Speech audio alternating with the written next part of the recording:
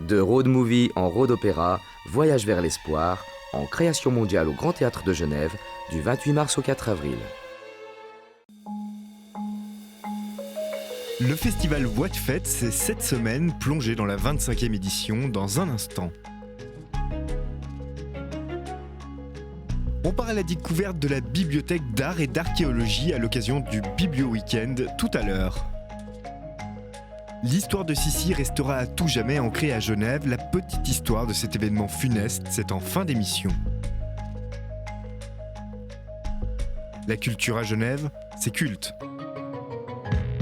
Depuis lundi, Voix de Fête célèbre sa 25e édition. Le Festival des musiques francophones a aidé au développement de la carrière de nombreux artistes, mais a aussi créé des vocations. Jérémy Decroux, aujourd'hui chef du service culture de la ville d'Aunay, y a fait ses premières armes. Ça m'a appris le métier, et pas uniquement le métier de programmateur ou d'organisateur. C'est vraiment tous les métiers. Je crois que je suis passé en tant que chargé de communication, chargé de production, gérer des bars, gérer du personnel aussi avec les bénévoles. Le duo Alios a joué 5 fois au festival, une fidélité les ayant amenés des plus petites salles aux plus grandes scènes de Voix de Fête. C'est forcément gratifiant de sentir l'évolution, d'avoir commencé par des tout petites scènes et d'avoir pu aller sur les grandes scènes du festival. Et en même temps, c'est un peu intimidant parce qu'on est à la maison, on nous a connus justement tout petits, tout fragiles et du coup ça crée une espèce de sentiment nostalgique comme ça qui peut être intimidant parfois. Donc moi je sais qu'à chaque fois je me mets beaucoup de pression quand on joue à Voix de Fête. Mais c'est ce qui est intéressant dans notre relation avec ce festival, c'est qu'en fait ils nous ont accompagnés du tout début dans un bar à la plus grande scène en fait. Et donc ils ont suivi chaque étape et ils ont été fidèles.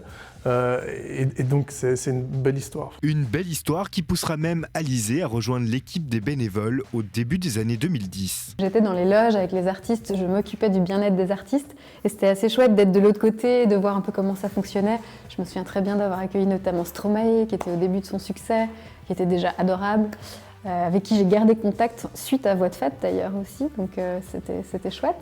Et puis Brigitte Fontaine. Brigitte Fontaine aussi, j'ai adoré cette expérience, une femme hallucinante, merveilleuse.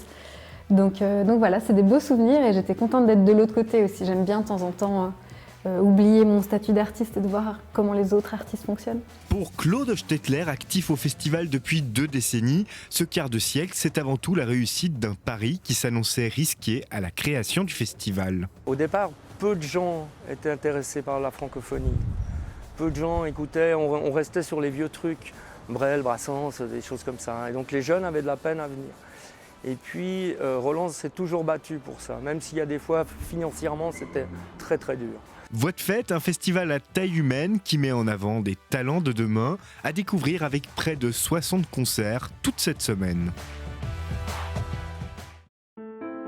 Cette fin de semaine, les bibliothèques de toute la Suisse accueillent le public pour des animations à des horaires inhabituels dans le cadre du Biblio Weekend. On profite de l'occasion pour vous faire découvrir la BAA, la Bibliothèque d'art et d'archéologie. Située à la promenade du Pin, la BAA recense plus d'1 million d'ouvrages très divers. Le catalogue d'exposition, les livres d'art, les monographies sur les artistes, les catalogues de vente aux enchères, tout ce qui touche à l'art, mais aussi à l'architecture. Sans oublier l'histoire et l'archéologie. Des documents qui sont accessibles à tous, mais pas en libre service. Sur 7 niveaux, vous avez des compactus, ce qui nous permet d'optimiser l'espace. Tous les ouvrages sont classés par format. Vous avez 2 formats ici sur ces niveaux et puis les formats folio plus grands qui sont de l'autre côté. Pour stocker la collection de la bibliothèque dans cet ancien hôtel particulier, il a fallu construire des demi-niveaux, optimiser chaque espace disponible et parfois le bâtiment a révélé quelques surprises. Sur les plans ne figurait pas cette cave à vin qu'on a découvert par hasard à cause d'une fuite. On s'est aperçu qu'on avait encore un espace qu'on pouvait exploiter. On a besoin d'une étagère puisque les compactus montent à 6,50 m. Et à chaque étage, c'est un rescapé de l'ancienne demeure bourgeoise qui sert encore aux bibliothécaires. Les livres d'art, c'est Voilà, là vous avez pas loin de 5 kilos. Donc plutôt de les avoir dans les escaliers, on a ce qu'on appelle un passe-plat qui est d'origine, hein, qui allait jusqu'aux cuisines. Voilà, donc nous on pose les livres.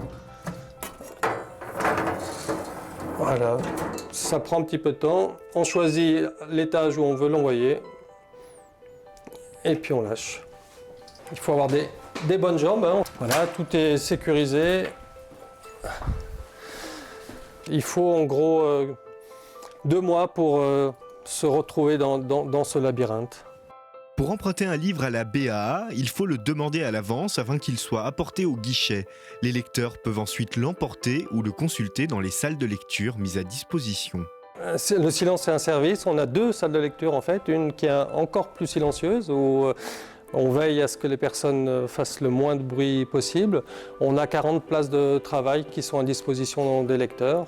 En plus des salles de lecture, ces salons qui sont mis à disposition de notre public de 10h à 18h. La bibliothèque d'art et d'archéologie accueille entre 6 et 7 000 ouvrages supplémentaires par année, des achats, mais également de nombreux dons.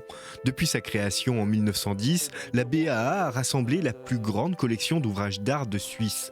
À ce titre, l'institution envoie quotidiennement plusieurs dizaines de documents dans tout le pays. Les réserves de la bibliothèque sont à découvrir ce week-end dans le cadre du Biblio Weekend.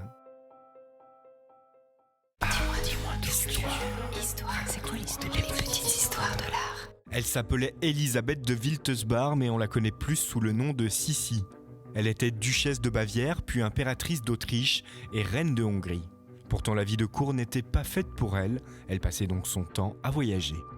Le 10 septembre 1898, Sissi est à Genève. Il est 13h35 lorsque l'impératrice sort de l'hôtel Beau Rivage, où elle loge depuis la veille. En passant près d'un jeune homme, elle reçoit un coup à la poitrine. L'anarchiste italien Luigi Lucchini vient de lui donner un coup de lime. Mais cela n'arrête pas l'impératrice, elle décide d'embarquer tout de même sur le bateau Genève. À bord, son état s'empire, elle perd connaissance et le bateau doit faire demi-tour. Sissi meurt quelques minutes plus tard dans sa suite, face au lac. L'histoire de l'impératrice est restée gravée dans les mémoires. Sur le quai, devant l'hôtel, une statue l'a rendue éternelle.